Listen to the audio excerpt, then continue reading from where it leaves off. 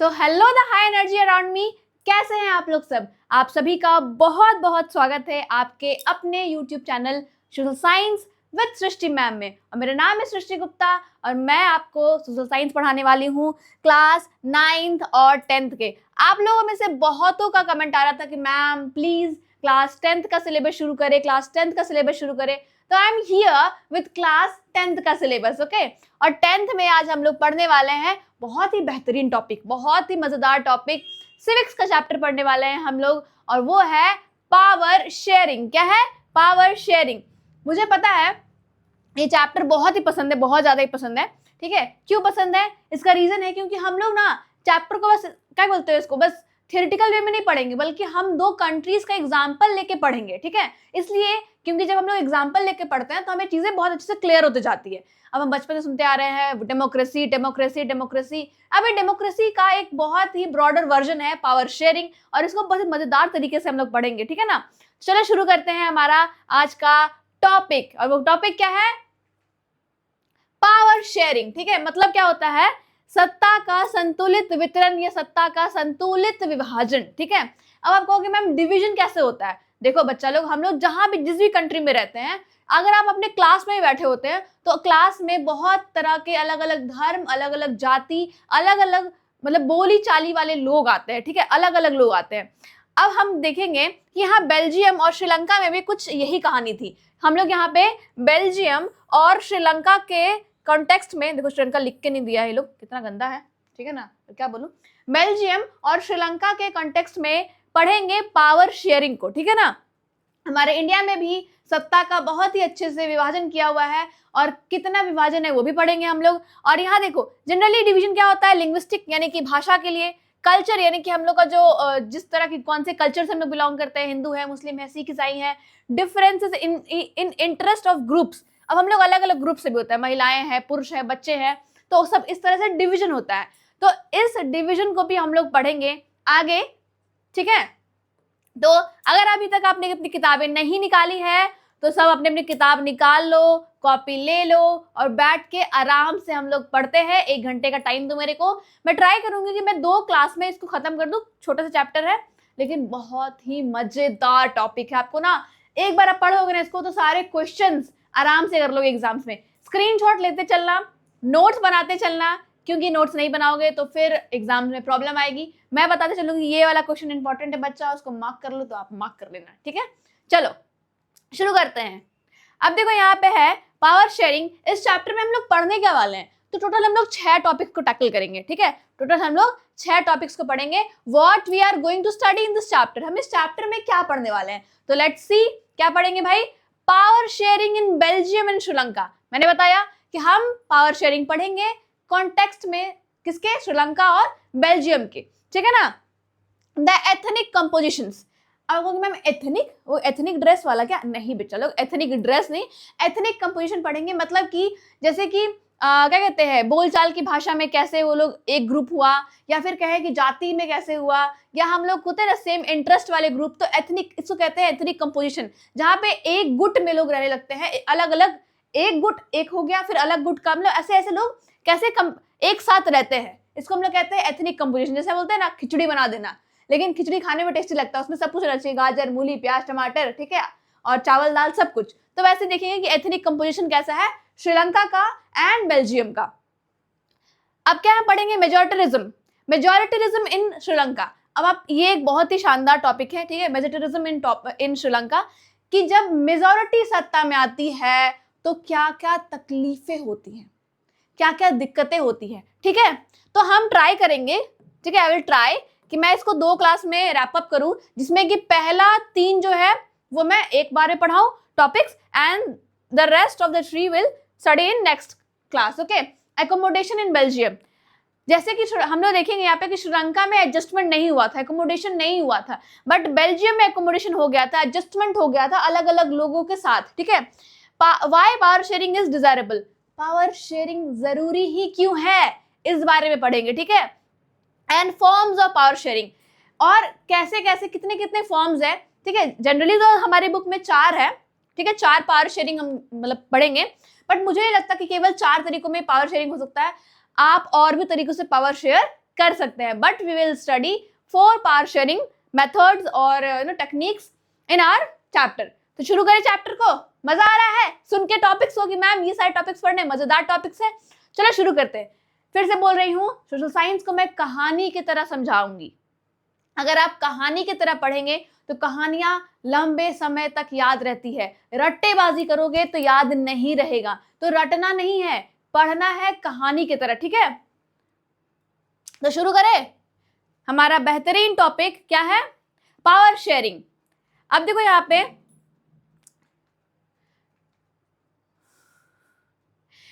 क्या है? We will understand the meaning of democracy by the story. मैंने कहा ना कि कहानी की तरह पढ़ते चलना है, ठीक है? किसकी तरह पढ़ते चलना है? कहानी की तरह।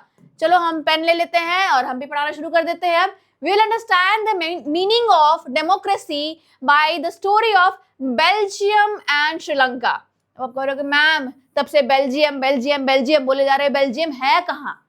बच्चा बता रही है, श्रीलंका तो पता है ना सबको। इंडिया का मैप जा लेने जाते हो तो वहां पे श्रीलंका का मैप भी छुटकू से दिखते रहता होगा आपको, ठीक है? तो श्रीलंका तो उतना टेंशन नहीं है, बट बेल्जियम कहाँ है ma'am? See, Belgium is an European country, ठीक है? बेल्जियम क्या है? यूरोपियन कंट्री है। अगर देखो आप लोग जो 10th में आए हो अभी, आपका तो सिलेबस चेंज नहीं हुआ था, आप तो फ्रांसीसी क्रांति पढ़ के आ रहे हो, तो आप अच्छे से अवेयर हो ना कि यूरोप कहाँ है, और आप अच्छे से अवेयर थे कि फ्रांस कहाँ है। तो फ्रांस की ही नेबरिंग कंट्री है बेल्जियम, ठीक है? ये चुद्दू सा, ये दिख रहा है, ये चुद्दू सा है हमारा बेल्जियम, है ना? छोटा सा, मतलब अगर देखा जाए तो हमारे भारत का एक स्टेट हरियाणा इतना ही बड़ा है, ठीक है? एरिया वाइज समझ में आ गया? The ethnic composition of this small country is very complex. अब आप जब देखोगे ना कि केवल हरियाणा जितना बड़ा ये कंट्री है, हमारा स्टेट है हरियाणा, और यहाँ इतने बड़े कंट्री है, लेकिन वहां की जो एथनिक कंपोजिशंस है ना, एथनिक कंपोजिशंस वो इतनी कॉम्प्लेक्स है, जिसके कारण हम लोग आगे देखेंगे कि क्या क्या कंसिक्वेंसेस आता है। तो let's talk about Belgium. Belgium के बारे में पढ़ना शुरू करते हैं, ठीक है? तो शुरू करो ये बेल्जियम के बारे में। बेल्जियम देख लिया हमने, फ्रांस की ही एक नेबरिंग कंट्री। हम लोग और भी नेबरिंग कंट्रीज को देखेंगे, ठीक है? लेकिन मोटा मोटी याद रखो कि यूरोप का एक कंट्री है, और इसकी जो राजधानी, मतलब इसकी जो क्या कहते हैं उसको, आसपास का जो नेबरिंग कंट्री है वो फ्रांस है। इस तरह का जो हम लोग पढ़ के आ गए हैं क्लास 9th में। अब देखो हम लोग पढ़ेंगे पावर शेयरिंग में। Belgium is a small country in Europe. Belgium एक स्मॉल कंट्री है यूरोप में, smaller in area than state of Haryana. मान के चलो कि हरियाणा जो हमारा स्टेट है उससे भी छोटा है। आप हरियाणा ही मान लो कि हमारा हरियाणा जितना ही बड़ा है। इट हैज बॉर्डर्स विथ, अब देखो याद ध्यान देखो, इनके बॉर्डर्स कहाँ कहाँ लगते हैं जी? तो इनके बॉर्डर्स लगते हैं फ्रांस। कहाँ है हमारा प्यारा फ्रांस? ये देखो हमारा प्यारा फ्रांस दिख रहा है? अरे यार कलर, ये हमारा प्यारा फ्रांस, जो कि फ्रांसीसी क्रांति पढ़ के आ रहे होंगे क्लास 9th में, ठीक है? फ्रेंच रेवोल्यूशन पढ़ के आ रहे होंगे, उनको इससे बहुत ज्यादा रिश्तेदारी होगी फ्रांस से, है ना भाई? रिश्तेदारी मेरी तो थी, क्योंकि मैं जब पढ़ रही थी तो मैंने बड़े अच्छे से पढ़ा था, मैंने क्लासेस लिए भी हैं फ्रांस के, ठीक है? फ्रेंच रेवोल्यूशन के। तो ये क्या है? फ्रांस हो गया। नीदरलैंड्स, हमारा नीदरलैंड्स कहाँ है भाई? नीदरलैंड्स ये रहा, देखो येलो वाला नीदरलैंड्स, ठीक है? नीदरलैंड्स है। नीदरलैंड्स का कैपिटल क्या है? एम्स्टर्डम। जिसको नहीं पता है, ठीक है, वो याद कर लो कुछ कुछ कैपिटल्स भी। नीदरलैंड्स का कैपिटल क्या है? एम्स्टर्डम है, ठीक है? फिर क्या है? जर्मनी। जर्मनी का है हमारा भाई, ये देखो जर्मनी। क्लास 9th में जर्मनी, प्रूशिया, ऑस्ट्रिया, हंगरी के बारे में पढ़े थे ना, देखो ये रहा, ठीक है? जर्मनी एंड लग्जमबर्ग क्या है हमारा? उसके बाद लग्जमबर्ग, मतलब 4 नेबरिंग कंट्रीज है। अब आपका एक छोटा सा होमवर्क है, या फिर यूं कहूंगा कमेंट करना है, इंडिया के कौन कौन से नेबरिंग कंट्रीज हैं? आप जरूर कमेंट करें। क्या श्रीलंका भी हमारा नेबरिंग कंट्रीज में आता है, जिसके बारे में पढ़ने वाले हम लोग? कमेंट करो, मैं कमेंट का देखू, सबका कमेंट देखती हूँ, ठीक है ना? तो ये रहा जर्मनी हमारा, ठीक है? तो 4 हमारे नेबरिंग कंट्रीज हो गए। अच्छा याद कर लो क्या क्या है? फ्रांस है, नीदरलैंड्स है, जर्मनी है और लग्जमबर्ग है, ठीक है ना? अब क्या बोला जा रहा है यहाँ पे कि it has a population of little over 1 crore. इसका पॉपुलेशन जो है वो 1 करोड़ के लगभग है। About half population of Haryana. मतलब क्या कहा जा रहा है कि हमारा जो हरियाणा के जितना तो है स्टेट में एरिया वाइज, लेकिन अगर पॉपुलेशन वाइज देखें ना, तो पॉपुलेशन वाइज हरियाणा से भी बहुत ही ज्यादा कम है। कितना है? हाफ, आधा है मान के चलो। यहाँ के बोला जा रहा है 1 करोड़ अगर है यहाँ पे, तो हरियाणा की पॉपुलेशन अभी 2 करोड़, या अभी तो खैर ज्यादा हो गई है, तो पुराना रिकॉर्ड है, ठीक है ना। अब क्या है, the ethnic composition of this small country is very complex. मैंने बताया कि वेरी कॉम्प्लेक्स है। तो आप बोलोगे मैम तब से बोल रहे हो कॉम्प्लेक्स है, कॉम्प्लेक्स है, कैसे कॉम्प्लेक्स है?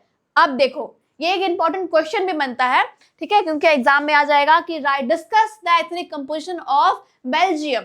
बेल्जियम का एथनिक कंपोजिशन पढ़ो। अब मैं बोल रही हूँ आपके दिमाग के जितने भी तोते वोते उड़े हुए ना, उसको संभाल के बैठो, ताला खोल लो अपने दिमाग का, क्योंकि अब भेजे में घुसने वाली बात है, थोड़ा सा कंफ्यूजिंग होगा, ठीक है, क्योंकि बेल्जियम की राजधानी में कुछ और सीन था ब्रुसेल्स में, और बेल्जियम बाकी कंट्री में थोड़ा सा कंडीशन कुछ और था। तो ये क्या है कि टॉप से डर में था, मतलब उल्टा था, ठीक है ना। तो आपको बहुत ध्यान से पढ़ना है आगे। मैं बार बार बोल रही हूँ, वार्निंग दे रही हूँ कि ये वाला जो आपका नेक्स्ट स्लाइड है वो बहुत ही इंपॉर्टेंट स्लाइड है, ठीक है। अब देखो यहाँ पे देखेंगे हम लोग, अरे एथनिक कंपोजिशन ऑफ बेल्जियम। पहले मैं हट जा रही हूँ, आप स्क्रीनशॉट ले लो इसका। एग्जाम में ऐसे ही बस लिख दोगे ना 2S, जैसे मैंने लिखा हुआ है इतना भी, तो आपको बड़े अच्छे नंबर मिल जाएंगे, ठीक है ना। इसको आप डिस्क्राइब भी कर सकते हो, जैसे मैं डिस्क्राइब करूंगी। ले लिया स्क्रीनशॉट?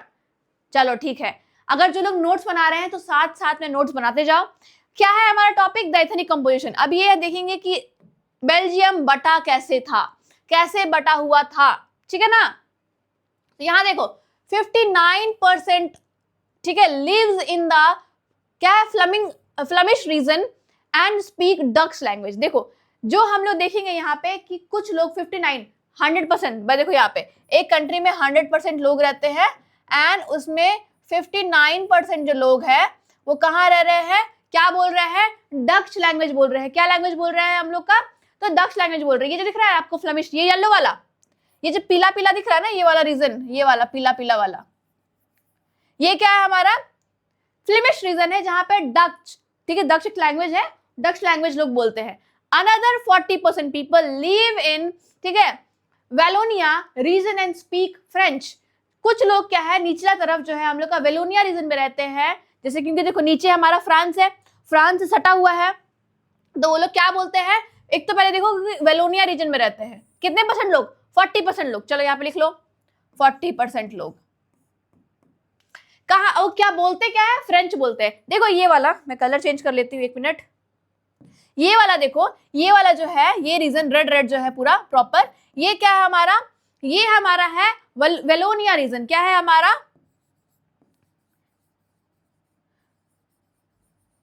ठीक है, क्या है हमारा? वेलोनिया रीजन है। क्या है हमारा? वेलोनिया रीजन है। अब यहाँ पे हम लोग देखेंगे तो यहाँ नीचे की तरफ ना फ्रांस है। क्या है भाई? नीचे की तरफ यहाँ पे क्या है? यहाँ नीचे की तरफ क्या है? फ्रांस है।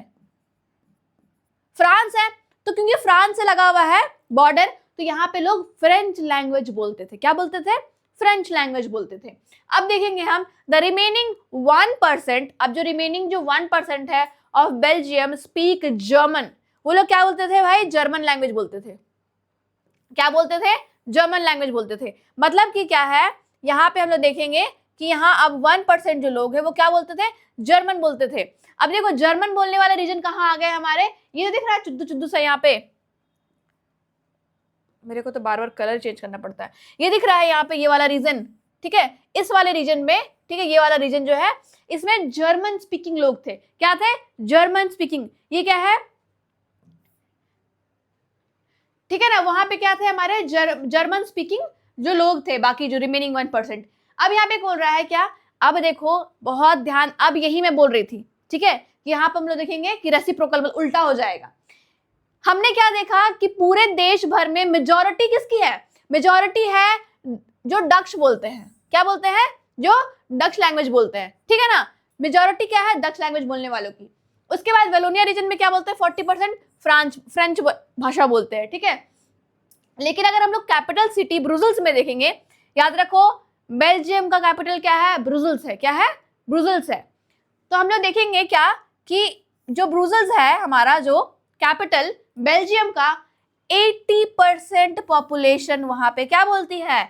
वहां पे फ्रेंच बोलती है। यहाँ उल्टा हो गया, यहाँ पे 40 था ना, यहाँ 59। देखो यहाँ ध्यान दो, ये जो है ना बच्चा हमारा ब्रुसेल्स है। मैं यही बोल रही थी, यहीं पे बच्चों को कंफ्यूजन क्रिएट हो जाता है। जब मैं स्कूल पढ़ाती थी ना, तो बच्चे यहाँ कंफ्यूज हो जाते थे कि मैडम ये समझ में नहीं आया हमें। तो मैं कंफ्यूजन दूर कर दूं, ये जो ब्रुसेल्स है ना हमारा कैपिटल फ्रांस का, सॉरी बेल्जियम का, तो यहाँ पे ना क्या होता था ना कि यहाँ ध्यान दो कि ये नीचे की तरफ ज्यादा पोर्शन में, देखो ऊपर की तरफ क्या है हमारा, ऊपर की तरफ हमारा जो बोलते हैं हमारे डच बोलते हैं वो है, ठीक है ना, नीचे की तरफ क्या है जो फ्रेंच लैंग्वेज बोलते हैं। तो इनका मेजोरिटी ऑफ जो था ना, मेजोरिटी मतलब कि 80% यहाँ पे, इसका सिनेरियो अलग है, कैपिटल का सिनेरियो अलग है। यहाँ पे 80% लोग क्या बोलते थे, फ्रेंच लैंग्वेज बोलते थे। क्या बोलते थे, फ्रेंच लैंग्वेज बोलते थे। और जो क्या बोलता है, और जो हम लोग बाकी है देखेंगे क्या ब्रूसेल्स में, और वाइल जो 20% है वो डच बोलते थे। अब 20% क्या है, यहाँ पे 20% क्या है, हम लोग क्या बोलते थे, डच लैंग्वेज बोलते थे। ठीक है, तो यहाँ पे दिख रहा है डिफरेंस क्या है कि जो चीज पूरे कंट्री में मेजॉरिटी में है वो कैपिटल में माइनॉरिटीज में है।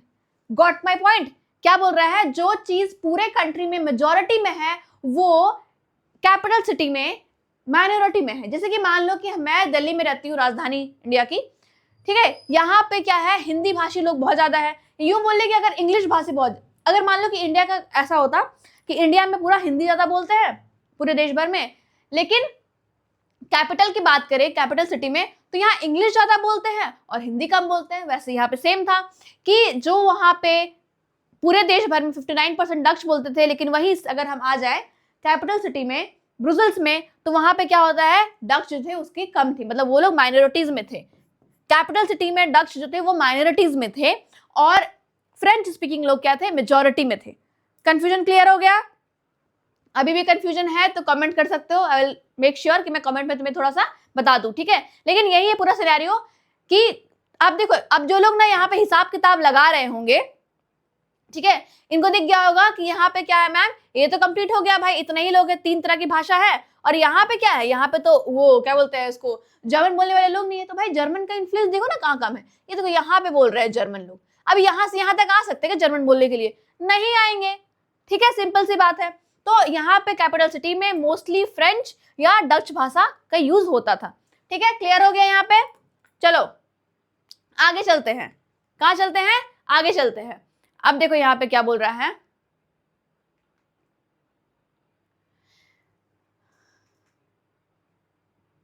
यहाँ देखो, because of this there was a tension between people, what was the reason of tension. अब देखो, क्योंकि यहाँ पे डिफरेंस है, यहाँ पे डिफरेंस है, मान के चलो कि मैंने अभी जो दिल्ली का एग्जांपल दिया कि दिल्ली में इंग्लिश बहुत ज्यादा बोलते हैं लोग, तो काम जो, क्योंकि राजधानी है, यहाँ पे क्या होंगे, ऑफिसेज होंगे, कार्यालय होंगे, तो यहाँ पे इंग्लिश में काम हो रहा है। लेकिन बाकी पूरे देश भर में तो हिंदी में लोग जानते हैं, तो वहां पे जब जाएगा तो पता चलेगा अरे यहाँ तो हम बहुत दिक्कत हो रही है भाई, हमें तो मेजोरिटी में तो हम लोग क्या है, हम लोग हिंदी भाषी है, लेकिन काम इंग्लिश में हो रहा है। बहुत लोग जो उसी जगह से लेकर के जाएंगे एग्जाम वगैरह देने के लिए, तो उनको दिक्कत आएगी।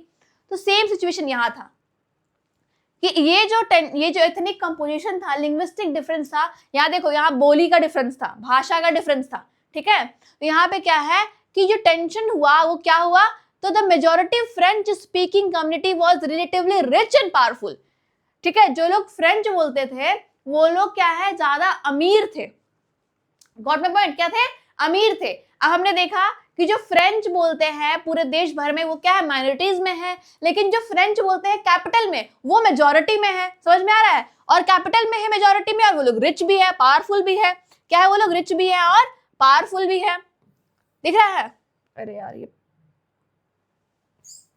क्या है, ये लोग क्या है, रिच भी है और पावरफुल भी है, और कैपिटल में मेजॉरिटी में भी है। This was represented by the Dutch speaking community who got the benefit of economic development and education much later। अब देखो, जैसे कि रिजर्वेशन का होता था ना, कोटा वगैरह, तो हर जगह होता है भाई ये रिजर्वेशन वगैरह, किसी को जल्दी मिल जाता है, कोई कुछ अपॉर्चुनिटीज किसी को बाद में मिलता है, ठीक है ना।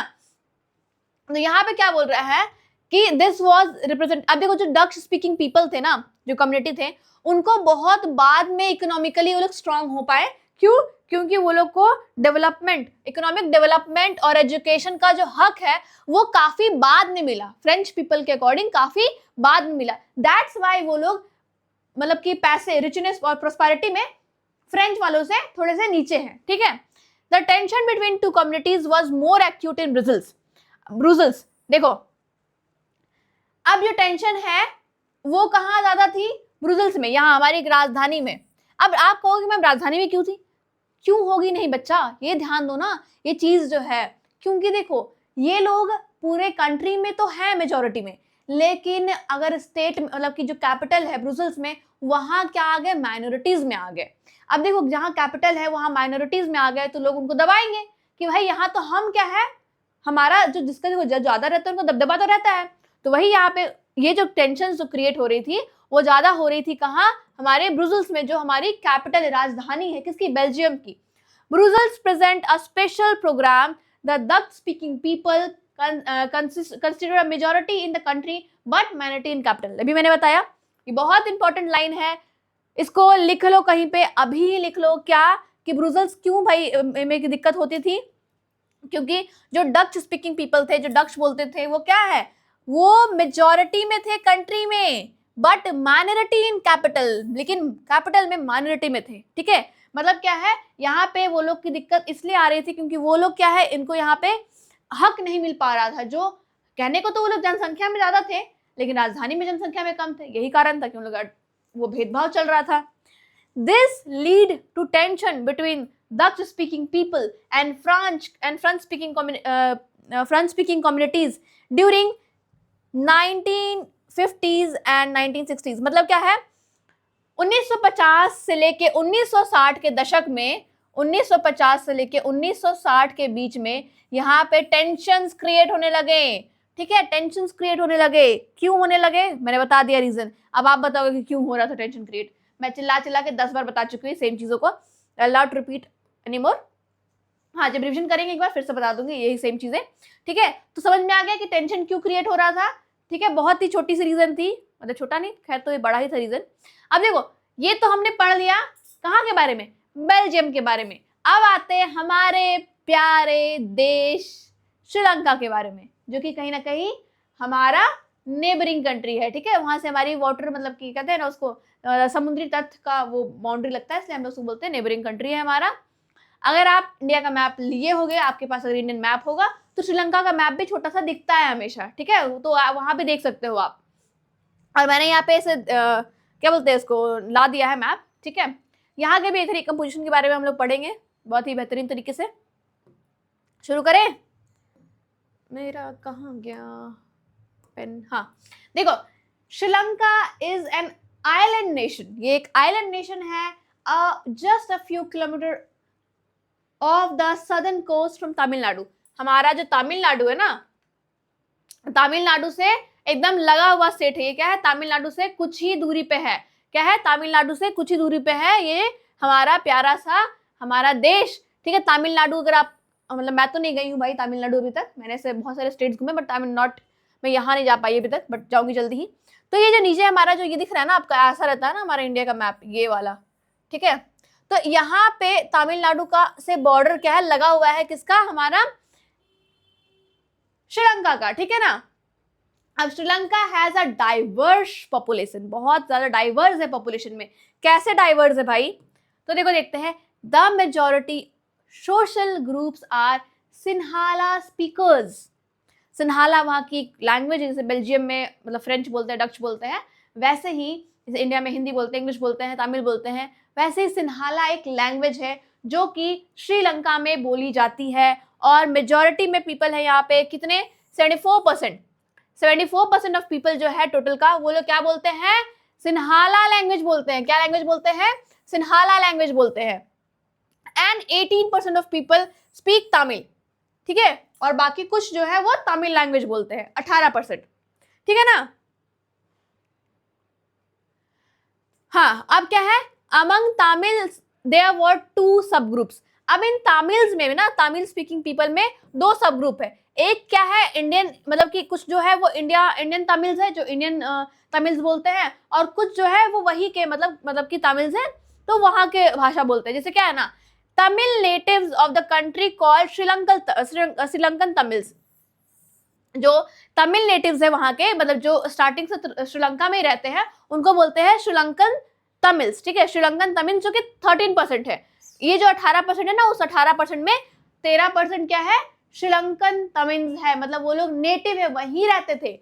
but rest who forefathers come from India as plantation worker during colonial period are called Indian Tamils। देखो बच्चा लोग, ये जो बात हो रही है तब की हो रही है जब कि भारत और भारत और श्रीलंका आजाद हो चुका था।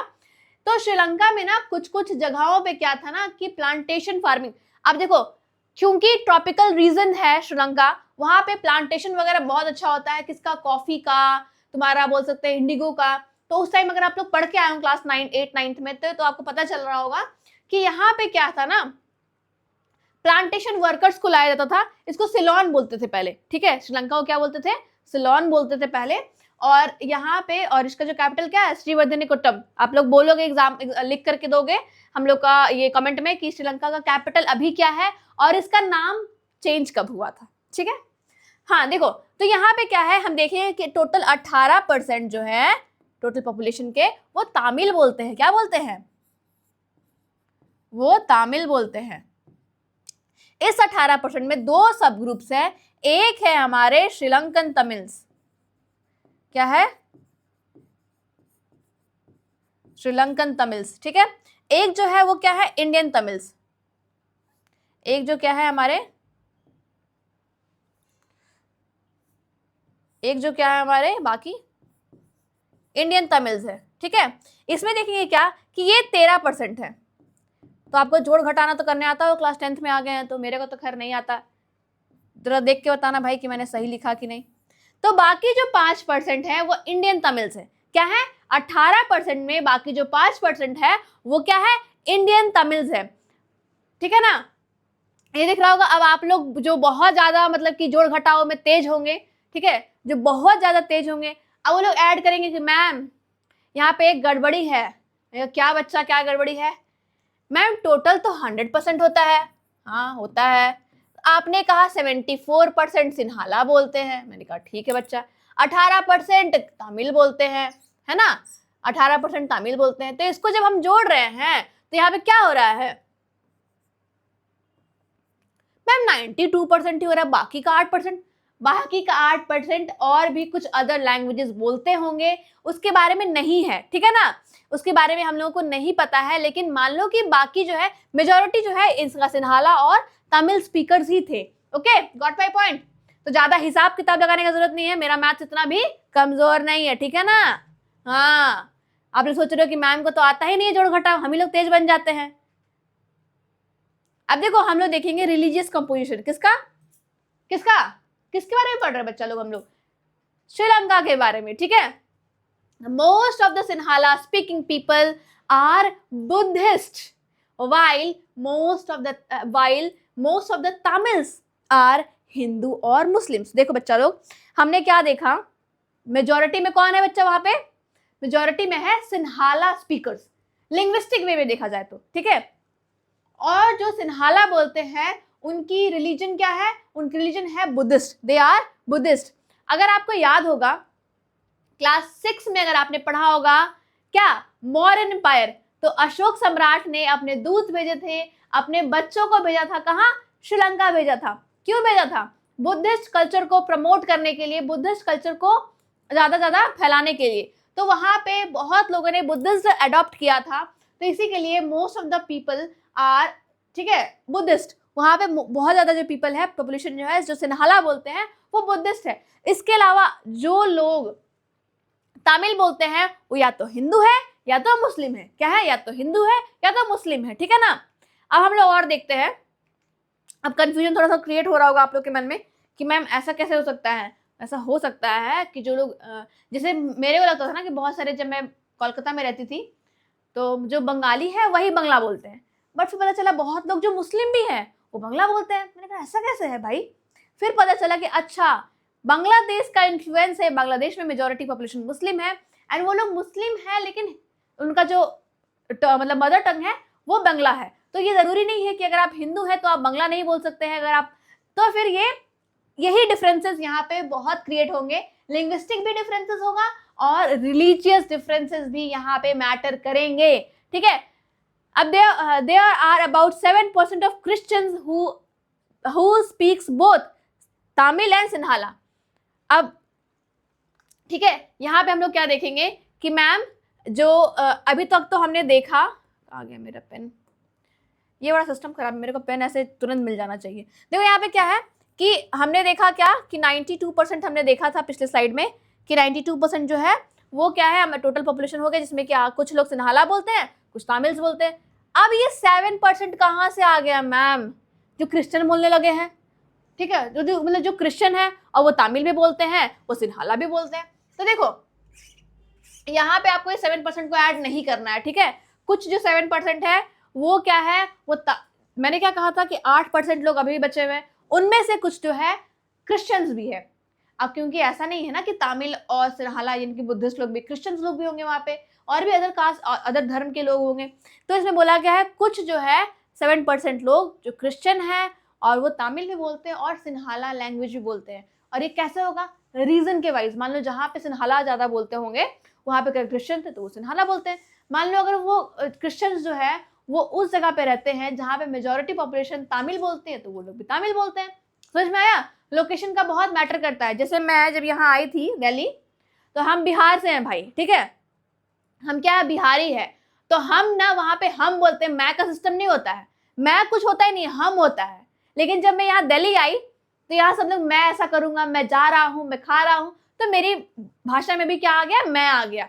तो आप जहाँ रहोगे वहाँ का इन्फ्लुएंस आ जाएगा। वैसे ये क्रिश्चियंस थे, लेकिन जहाँ पे ज़्यादा लोग बोलते थे उस रीजन में रहने के कारण उनकी भी भाषा वो हो जाती थी। समझ में आ रहा है? चीज़ों को रिलेट करते चलना भाई, कहानी की तरह पढ़ना। और मैं डेली लाइफ से भी एग्जाम्पल दे रही हूँ, अपना एग्जाम्पल दे रही हूँ, ठीक है। आप लोग मेरी क्लासेस कहाँ से देख रहे हो ये भी कमेंट कर सकते हो कि आप कहाँ से देख रहे हो, बिहार से कितने लोग हैं, झारखंड से कितने लोग हैं, कोलकाता से कितने लोग देख रहे हैं, और कौन कौन है जो दिल्ली से देख रहा है मेरा क्लास, ठीक है।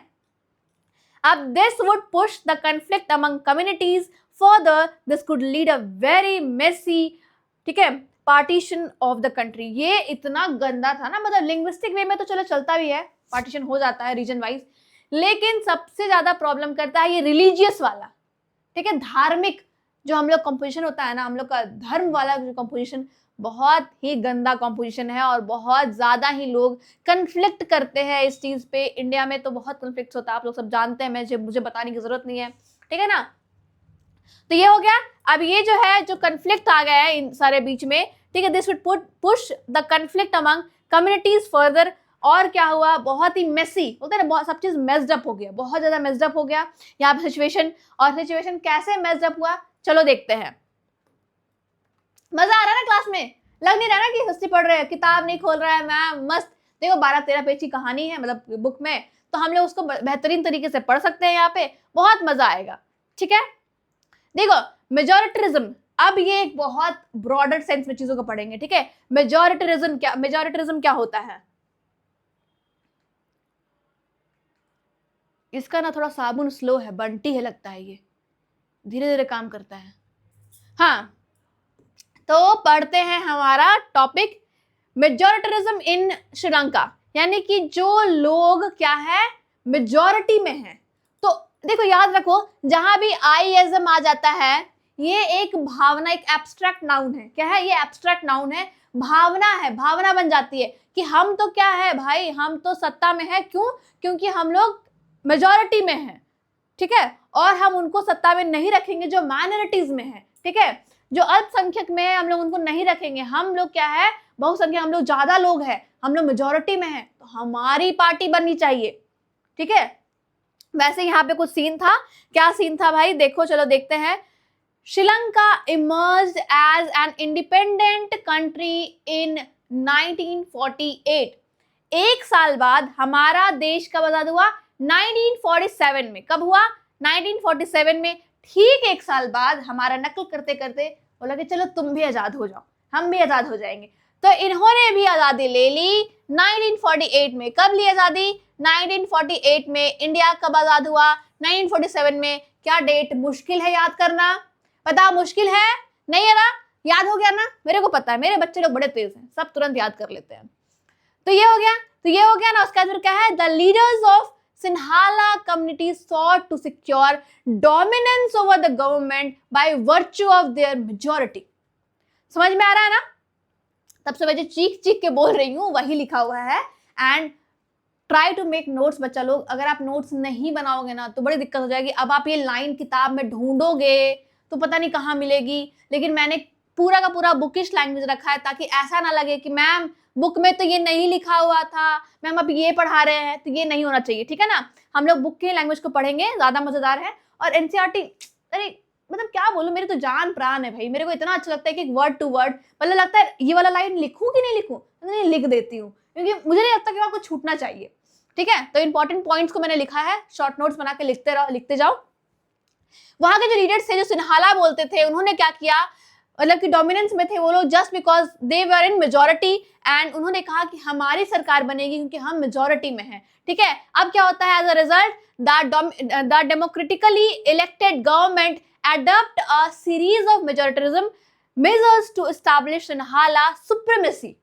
अब उन्होंने बहुत सारे ऐसे क्या किए, काम किए, बहुत सारे ऐसे काम किए जिसका रिजल्ट ये था कि वो लोग डेमोक्रेसी में, यानी कि गणतंत्र, कहने को तो गणतंत्र था, लेकिन जो मेजोरिटी में जो थे सिन्हाला स्पीकिंग, सिन्हाला को बहुत सुप्रीमेसी दिया, मतलब प्राइम दिया। प्राइम बोलते हैं ना कि एक होता है ना हमारा, अगर आप जाओ तो अमेजोन पे लेने के तो अमेजोन प्राइम होता है, ठीक है, एक इलाइट होता है, एक प्रो होता है, तो वैसे इनको क्या रखा गया, सुप्रीमेसी में रखा गया, मतलब एकदम हम टॉप पे रहेंगे भाई, ठीक है, हमसे नीचे कोई नहीं। हाँ, हमें चाहिए क्या, फुल इज्जत।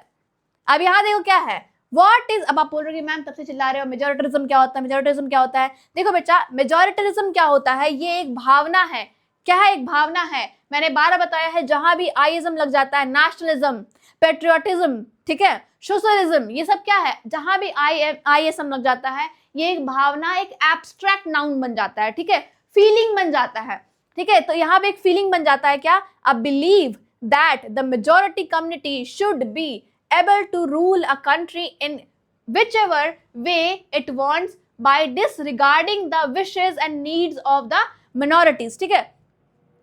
यहाँ पे एक चीज छूट गया, पता नहीं क्यों छूट गया, लेकिन यहाँ पे ये ना, ये वाला जो है, ये लाइन, ये आपके ना बुक में लिखा हुआ है, मैंने इसको यहाँ से कॉपी किया है। देखो एक लाइन छूट गया है, यहाँ पे माइनॉरिटीज वाला, यहाँ देखोगे एकदम पूरा एकदम ऐसे दिख रहा होगा आपको, आपके बुक का पेज नंबर 3, उसमें लिखा हुआ है, ठीक है। ये बताना बहुत जरूरी था कि मेजोरिटिज्म क्या होता है। ये एक भावना है, एक बिलीव है, एक धारणा है कि हम क्या है, मेजोरिटी में है तो हमारी सत्ता बनेगी, और हम, या फिर मैं नहीं बता रही हूँ अपने बारे में, मतलब कि जो लोग यहाँ पे रूल्स कर रहे थे, जो लोग बना रहे थे नियम, उन्होंने कहा कि भाई हम मेजोरिटी में है तो हम क्या करेंगे, अपने आप का जो मतलब जितना भी सुप्रीमेसी है, जितने भी चीजें हमारे अधिकार से या हमें लगती है कि ये ठीक है, तो हम वो नियम बनाएंगे, भले इससे जो माइनॉरिटीज में हमारे देश में उनको कोई लाभ हो या ना हो, हमें लाभ होना चाहिए, हमें पूरा इज्जत मिलना चाहिए।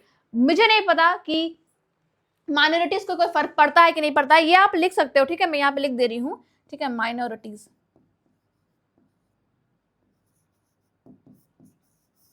समझ में आया, तो मैं फिर से पढ़ दे रही हूँ। मेजोरिटिज्म या क्या है, अ बिलीव है that the majority community should be able to rule a country in which ever way it wants, majority वाले, ठीक है, जहां जिस तरीके से वो रूल करना चाहते हैं वैसे रूल करे, by disregarding the wishes and needs of the minorities, बिना मिनोरिटीज के ध्यान, मतलब कि उनको क्या चाहिए ये ध्यान में रखते हुए अपने मन से जो आ रहा है सो वो लोग रूल्स बना देते हैं और उसको फॉलो भी करते हैं, ठीक है। अब यहां पे क्या देखते हैं हम लोग नेक्स्ट स्लाइड में, थोड़ा बहुत नहीं, पूरा का पूरा बंटी है, देखो कितना धीरे चलता है, बताओ क्या करूँ इसका, कुछ उपाय बताओ भाई। कुछ लोग ऐसे जो स्मार्ट बोर्ड यूज करते हैं वो थोड़ा सा बताओ कि इसको मैं थोड़ा सा तेज कैसे लाऊं, अपने ऐसा कैसे बनाऊं। देखो, What were the steps taken to practice majoritism in Sri Lanka. अब कौन कौन से स्टेप्स थे, ऐसे कौन कौन से नियम थे, क्या थे स्टेप्स जो कि मेजोरिटिज्म को प्रैक्टिस करने के लिए उन्होंने बनाए थे, मतलब क्या क्या रूल्स बनाए थे, सिन्हाला गवर्नमेंट ने क्या क्या रूल्स बनाए थे, ठीक है। तो इन 1956, एक मिनट रुको, in 1956 an act was passed to recognize Sinhala as only official language, thus disregarding Tamil। याद रखो। अब इससे एक बहुत शानदार क्वेश्चन मेरे दिमाग में आ रहा है, कमेंट में बताओ कि इंडिया की कोई ऑफिशियल लैंग्वेज है या नहीं है, अगर है तो कौन है, ठीक है।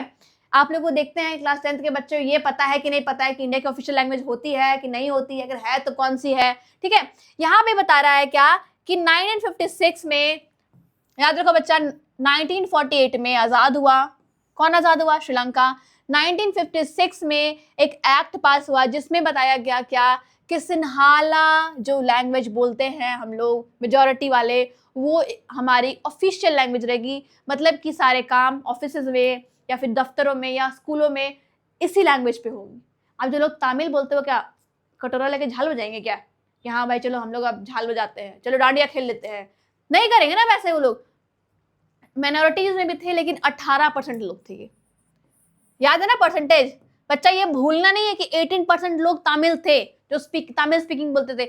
इट डजेंट मैटर कि वो श्रीलंकन तमिल से या इंडियन तमिल से, दे वेयर तमिल स्पीकिंग पीपल। ठीक है, 18% स्पीकिंग मतलब तमिल स्पीकिंग पर्सन से इनको राइट्स नहीं मिले, इनकी लैंग्वेज को ऑफिशियल लैंग्वेज नहीं माना गया, तो क्या ये विरोध नहीं करेंगे? डेफिनेटली करेंगे। अब मान के चलो ना कि आपके पेरेंट्स है, आप 2 बच्चे हो घर में, किसी को ज्यादा पिज्जा का स्लाइस मिल गया, ठीक है, 7 पिज्जा का स्लाइस था, तो उन्होंने कहा चलो ठीक है, एक को हम ना बड़े वाले को 5 दे देते हैं, छोटा वाला तो कुछ करता नहीं तो उसको 2 दे देते हैं। क्या छोटा वाला मानेगा?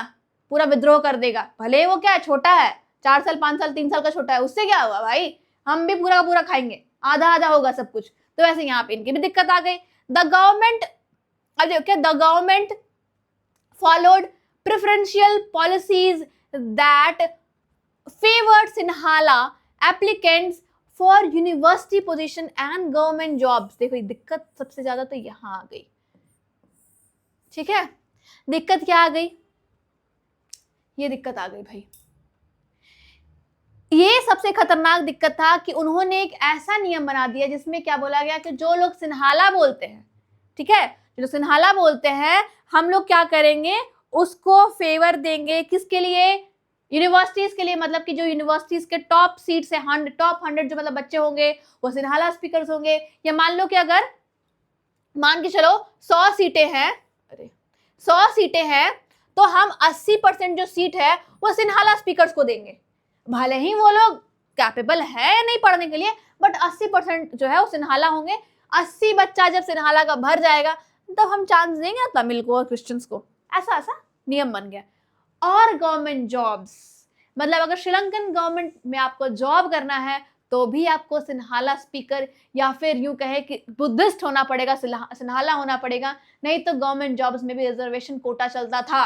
अब देखो यहाँ पे क्या होता है, इंडिया में देखो क्या है, इंडिया में माइनॉरिटीज के लिए रिजर्वेशन कोटा है ना, ST SC OBC के लिए कुछ कुछ रिलैक्सेशन है, वुमेन्स के लिए कुछ रिलैक्सेशन है, जो लोग माइनॉरिटीज में है। यहाँ उल्टा था, उल्टी गंगा बह रही थी। यहाँ पे जो मेजोरिटी में है उनके लिए था रिजर्वेशन, कि भाई मेजोरिटी वाले को रिजर्वेशन देंगे हम, तो विद्रोह होगा ना बच्चा। काम ही ऐसा कर रहे थे ये लोग।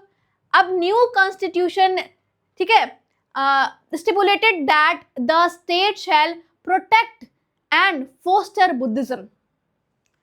अब और एक आ गया सोने पे सुहागा वाला चीज, कि अब क्या है ना, बुद्धिज्म को प्रोटेक्ट करने के लिए, ठीक है, उसको बढ़ावा देने के लिए क्या करेंगे, बहुत नए नए तरीके या फिर नए नए चीजें, मतलब कि वो लोग मतलब ये करेंगे, लॉन्च करेंगे कि भाई ये चीज करने से क्या होगा, जो बुद्धिस्ट वाले होंगे, जो जैसे जस्ट फॉर एग्जांपल कि मान लो कि पॉपुलेशन में थोड़ा सा अगर आप और ज्यादा रोल बढ़ा दे, 2 बच्चे की जगह 3 बच्चे कर ले, ठीक है, तो हम आपको अवार्ड देंगे। इस तरह की चीजें होने लगी। अब यहाँ पे क्या है, इसका रिजल्ट क्या होगा, क्या लगता है क्या रिजल्ट होगा?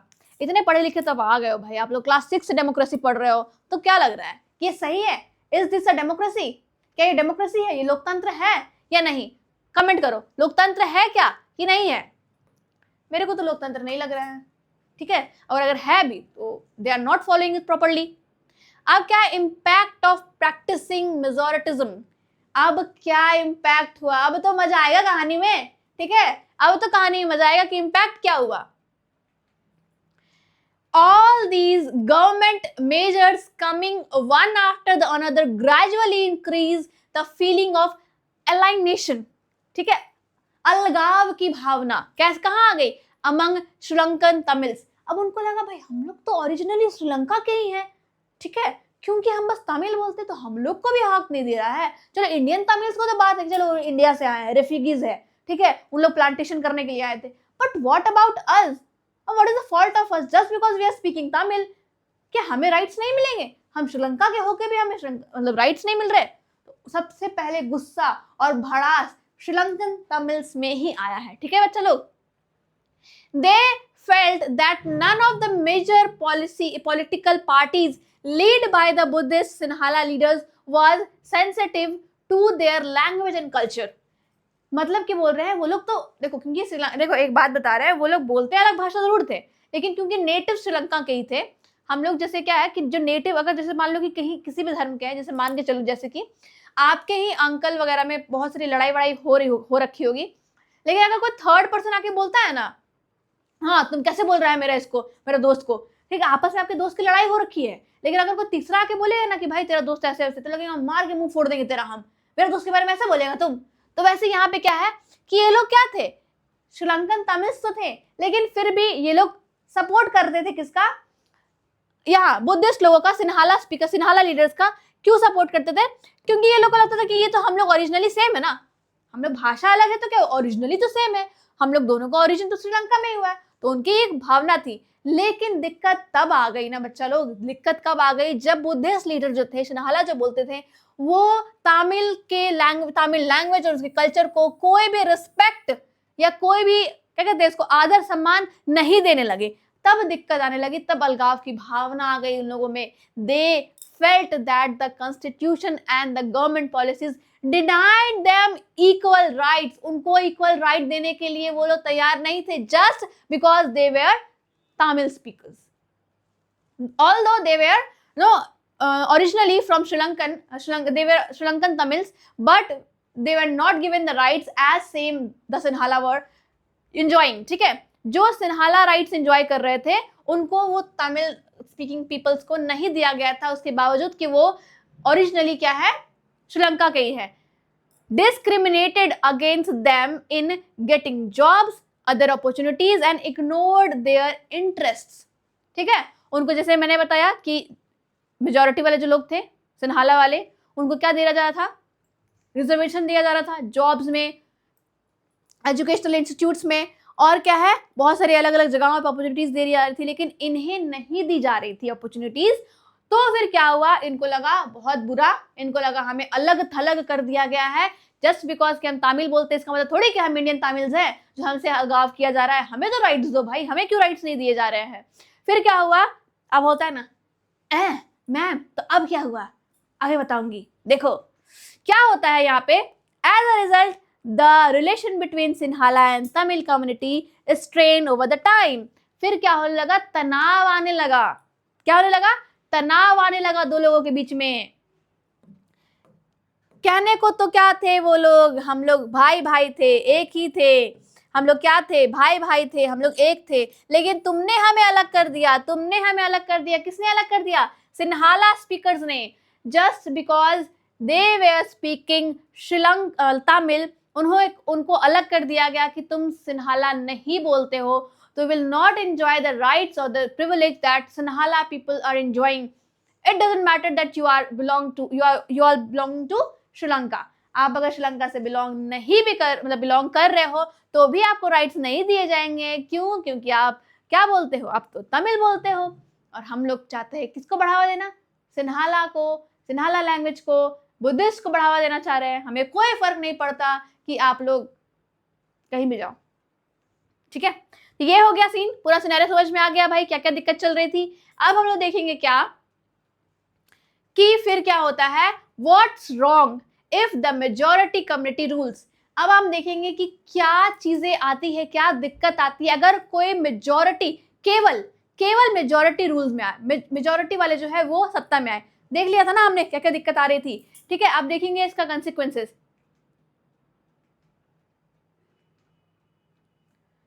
Let's see the result. अब क्या है भाई, यहाँ पे हम लोग देखते हैं रिजल्ट वाला दिन आ गया भाई। क्या, the Sri Lankan Tamil launch parties and struggle for the recognition as Tamil as an official language for religion, और क्या देखो ये रहा हमारा official language for regional autonomy and equality of opportunities in securing education and jobs, ठीक है। अब वो लोग क्या करने लगे, स्ट्रगल करने लगे कि हमें भी इक्वल राइट्स चाहिए। खुद की पार्टी अब बोल दिया उन्होंने कि अब हम तेरे साथ जी हाँ करने के लिए पीछे पीछे खड़े नहीं होंगे, जब तुम हमको राइट्स ही नहीं दे रहा है तो हम तुम्हारे पीछे पीछे क्यों जाए। They were you know empowering themselves, अपने आप को एम्पावर कर रहे थे, and creating their own parties, उन अपने खुद की पार्टीज यानी खुद के पॉलिटिकल पार्टीज को बनाने लगे। खुद के ही तमिल स्पीकर में से एक लीडर को चुना उन्होंने, और फिर उन्होंने लड़ाई लड़ी किसके लिए कि हमें क्या चाहिए, एक अच्छा एजुकेशन सिस्टम चाहिए, हमें भी क्या चाहिए, जॉब में रिजर्वेशन चाहिए, या फिर रिजर्वेशन पूरी तरह से हटा दो, या हमें भी रिजर्वेशन दो, जॉब्स में एजुकेशन में हमारे बच्चों को भी पढ़ने का पूरा अधिकार है। हम तमिल बोलते हैं, इसका मतलब ये नहीं कि हमें इन सारे अधिकारों से वंचित रखा जाएगा, ठीक है। In 1980s, several political organizations were formed demanding an independent Tamil Elam state. देखो इलेम मतलब क्या होता है, इलेम एक तमिल का शब्द है, इलेम का मतलब होता है हमारा खुद का एक राज्य, स्टेट। उन्होंने कहा कि तुम्हें हमसे दिक्कत है ना भाई, हम लोग को अलग कर दो, एक अलग देश ही दे दो हम लोग को, हम लोग तमिल जितने भी बोलते हैं लोग आराम से रह लेंगे, हमको अलग कर दो। अब देखो एक बात बताओ, कितने भी हम लोग छोटा देश रहे या बड़ा देश रहे, अगर उनमें से कोई एक स्टेट डिमांड करता है कि हमें एक अलग देश बनाना है तो नहीं चाहते हैं लोग, ठीक है। लोग नहीं चाहते कि नहीं, हमें चाहते हैं कि इसी में से कुछ एडजस्ट कर ले, लेकिन अलग देश बन जाए तो पूरा मैप कहीं अलग खराब हो जाता है। जैसे मान लो कि अगर हमारा कश्मीर चला जाए तो इंडिया कैसा दिखेगा मैप, बताओ कैसा दिखेगा, लगेगा ना कि कोई उसने टकला कर दिया है कोई हम लोगों को, ठीक है। तो वैसा ही यहाँ पे तमिल स्पीकर जो 18% में थे, 18% में थे, दे वर डिमांडिंग फॉर क्या, they were demanding for their independent state. उन्होंने कहा कि हमें दे दो से आज़ादी, हम तुमसे कुछ नहीं मांगते, हम लोग को इतना जगह दे दो, सारे तमिल हम लोग एक जगह रह लेंगे और हम आराम से खुशी खुशी रह लेंगे, हमारा अपना खुद का संविधान बनाएंगे, खुद का अपना लैंग्वेज रहेगा, खुद के स्कूल्स रहेंगे। लेकिन क्या हुआ, और कौन से पार्ट को, eastern part of the Sri Lanka. उन्होंने कहा कि मुझे हमें ईस्टर्न पार्ट, श्रीलंका का ईस्ट वाला जो पार्ट है वो दे दो, क्योंकि वहां पे मेजोरिटी में थे तमिल स्पीकर्स, ठीक है। The disrupt between the two communities turn into wide spread conflict. और यहीं पे क्या होती है, बहुत ज़्यादा दिक्कत आती है, बहुत ज़्यादा संघर्ष चलता है, लोगों में लड़ाइयाँ होने लगती है, और ये एक खतरनाक वॉर यानी कि सिविल वॉर में बदल जाता है, ठीक है। ये एक खतरनाक सिविल वॉर में बदल जाता है। सिविल वॉर क्या होता है, मैं आगे बताऊंगी बच्चा, सिविल वॉर क्या होता है, क्या है, व्हाट द सिविल वॉर। अब दिमाग में आ रहा है मैम ये सिविल वॉर क्या होता है। देखो एक तो वॉर हम लोग दूसरे कंट्री से करते हैं, जैसे कि अभी हम लोग देख रहे होंगे ना, और अब हम लोग देखे होंगे रशिया और यूक्रेन का लड़ाई, ठीक है, वो that was not a civil war, वो वॉर था दो देशों के बीच में। But if we are talking about civil war, civil मतलब क्या होता है, हमारे देश में ही आपस में जो कम्युनिटीज लड़ने लगे।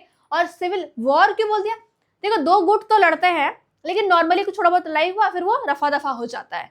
बट सिविल वॉर कब बोलते हैं, उसको डिक्लेयर करते हैं जब कंडीशन हद से मतलब ज्यादा निकल जाती है, बद से बदतर हो जाती है, then we use to declare civil war. अब देखो सिविल वॉर में क्या होता है, ध्यान दो, civil war is a high intensity organised arm conflict between fractions within the same country, okay, within the same country में अलग अलग कम्युनिटी, अलग अलग ऑर्गेनाइजेशन के लोगों में होती है, rather than against the foreign enemy। कोई फॉरेन एनिमी, कोई बाहर का एनिमी नहीं होता है, आपस में लोग लड़ने लगते हैं।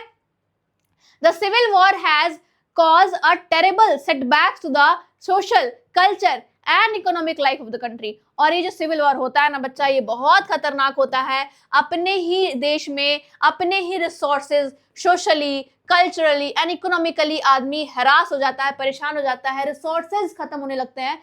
तो ये कहने का मतलब कि हमने खुद उगाया है और हम खुद बर्बाद कर रहे हैं, वैसे सिचुएशन हो जाती है, ठीक है। अपने हाथ से ही पूरा मतलब तहस नहस कर देना, तो फिर वो बहुत ही गड़बड़ वाली सिचुएशन है। अब ये जो सिविल वॉर हुआ, उसका इम्पैक्ट क्या हुआ, इम्पैक्ट ऑफ सिविल वॉर क्या होता है भाई, इम्पैक्ट भाई इसका यहाँ पे, as a result thousands of people of both the communities were killed। हजारों की संख्या में सिन्हाला पीपल्स या फिर तमिल पीपल, उनकी मौत हो गई, डेथ हो गई, उनके आपस में लड़ने भिड़ने के कारण क्या हो गई, मौत हो गई।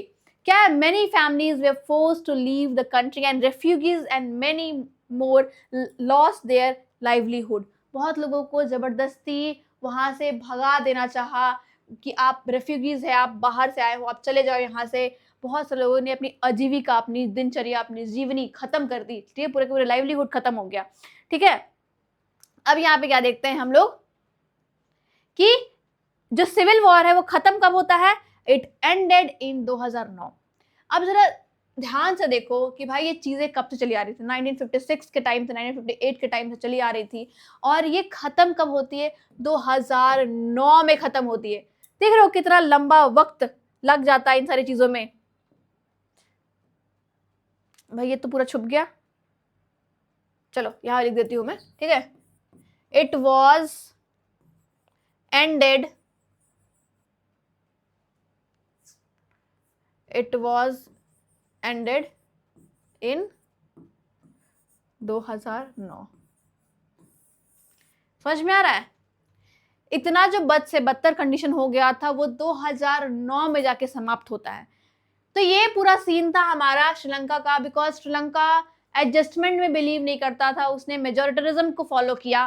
लेकिन अगर हम यही बेल्जियम की कहानी सुनेंगे तो बहुत मजा आएगा, क्योंकि बेल्जियम ने इस चीज को नहीं होने दिया, कोई सिविल वॉर नहीं हुई वहां। उन्होंने कितनी खूबसूरती से डिवीजन किया, बहुत सारे अमेंडमेंट्स किए अपनी कॉन्स्टिट्यूशन में, मतलब बहुत सारे संशोधन किए, और उसके बाद ठीक है अमेंडमेंट करके, संशोधन करके उन्होंने चीजों को हैंडल किया। यहाँ पे जो सिचुएशन खराब हो गई थी वैसा कोई सिचुएशन नहीं आया था बेल्जियम में।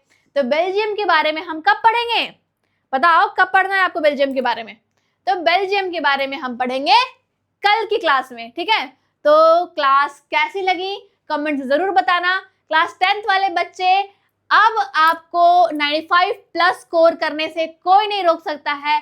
जैसा मैंने कहा कि स्क्रीनशॉट लेते चलना बच्चा, मैंने सारे चीजों को बहुत अच्छे से बताया है। आपकी किताब में ना हरियाणा का मैप होगा, ना क्या बोलते हैं इतना अच्छे से कलरफुल तरीके से बताया होगा। तो मैंने ट्राई किया है कि मैं बहुत अच्छे तरीके से बताऊं आपको। उसके बावजूद अगर आपको लगता है कि मैम आपको स्लाइड्स में ये सारी चीजें ऐड करनी चाहिए, फिर थोड़ा सा और कुछ इंप्रूव करना चाहिए, तो प्लीज कमेंट करो बच्चा। क्योंकि कहते हैं ना कि हम लोग दिन दिन जैसे जैसे बीतता है वैसे वैसे क्या होता है कि आदमी को परफेक्शन आते रहता है। मैंने हमेशा से ऑफलाइन पढ़ाया है, ऑनलाइन मैं पहली बार पढ़ा रही हूँ, बट मैं कोई कमी नहीं छोड़ना चाहती। आपको नहीं लगना चाहिए कि हाँ ये तो स्कूल्स में नहीं पढ़ाया जाता है। मैं गारंटी के दावे के साथ बोल सकती हूँ, आपको बहुत बेहतरीन तरीके से पढ़ाऊंगी, कहानी की तरह याद कराते चलूंगी चीजों को, ताकि आपको कोई दिक्कत ना आए। तो क्लास कैसा लगा कमेंट में जरूर बताना, और नेक्स्ट क्लास में हम लोग इस चैप्टर को खत्म कर देंगे। 2 क्लास ही लूंगी मैं इस चैप्टर के लिए, क्योंकि छोटी सी चैप्टर है, ठीक है। और मैं तो बहुत एक्साइटेड हूँ। क्या आप भी मेरे तरह एक्साइटेड है आगे क्लासेस पढ़ने के लिए? आगे पूरा 10th हम लोग करेंगे, पूरा बोर्ड है हमारा, 95 प्लस स्कोर करना है। कमेंट में लिख दो, भर दो कमेंट में कि यस 95% मोर देन स्कोर करना है, ठीक है। तो चलो मिलते हैं नेक्स्ट क्लास में, तब तक के लिए बाय बाय, और पढ़ते रहो, आगे बढ़ते रहो। Thank you so much.